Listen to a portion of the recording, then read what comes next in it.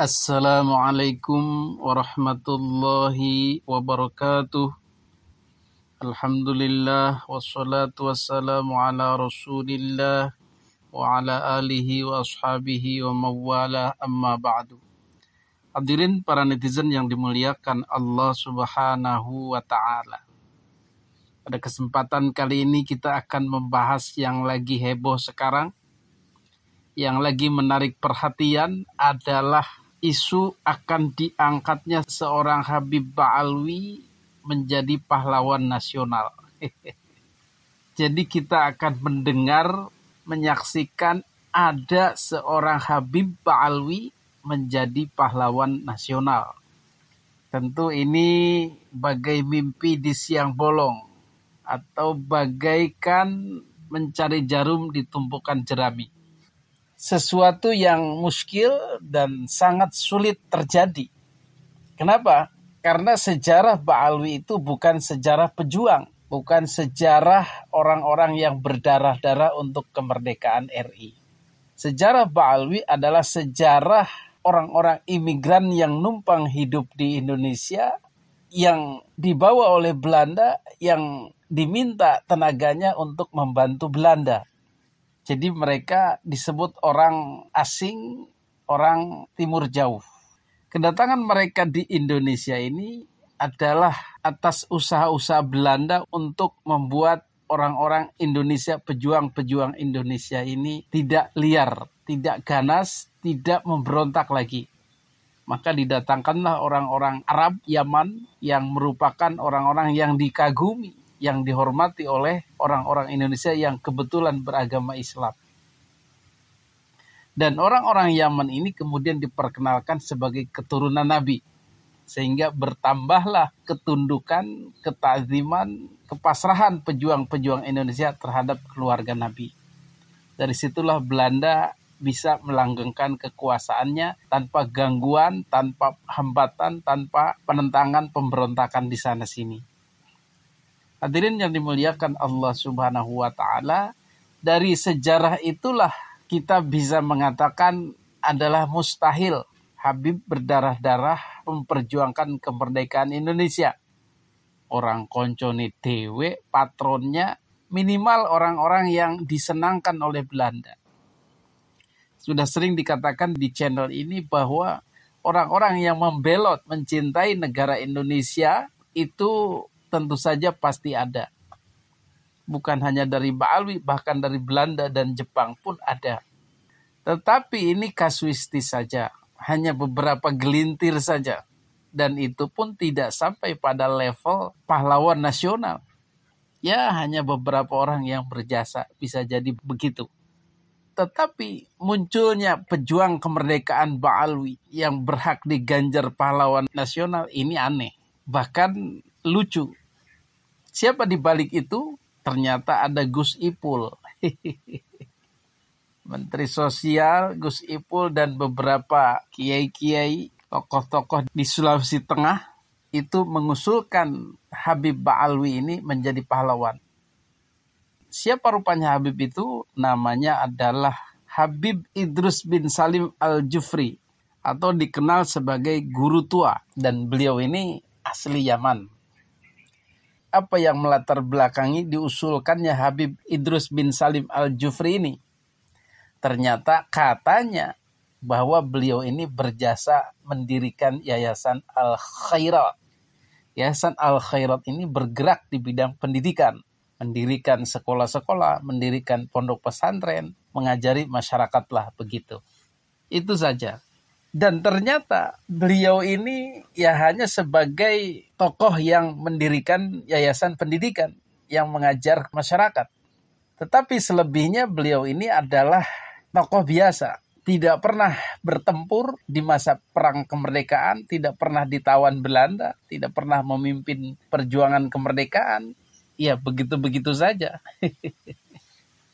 Dan yang lebih parah lagi, beliau tidak pernah mendapatkan kewarganegaraan Republik Indonesia alias WNA Yaman.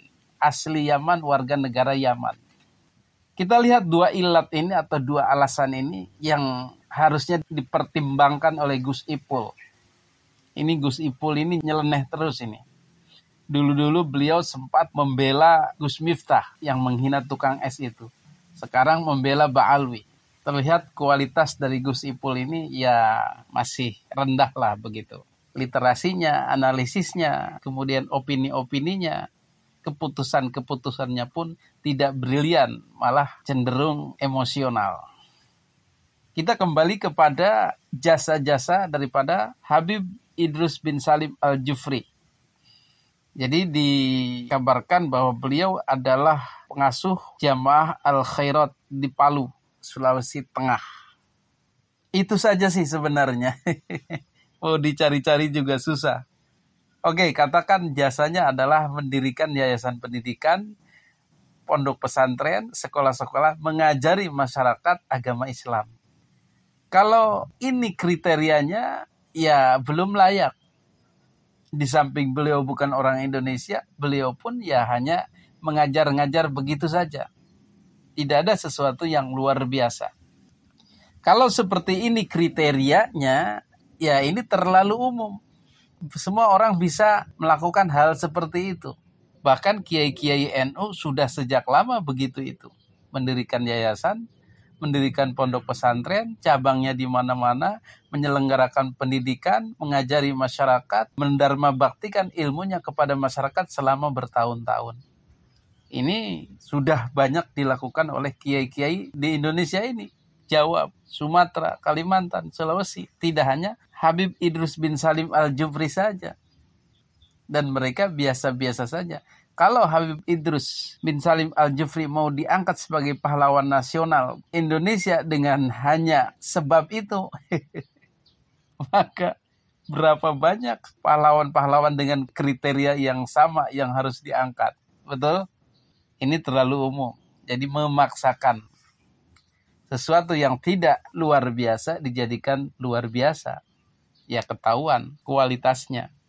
Bahkan kiai-kiai di luar selain Habib Idrus bin Salim Al-Jufri lebih mantap lagi karena warga negara Indonesia asli.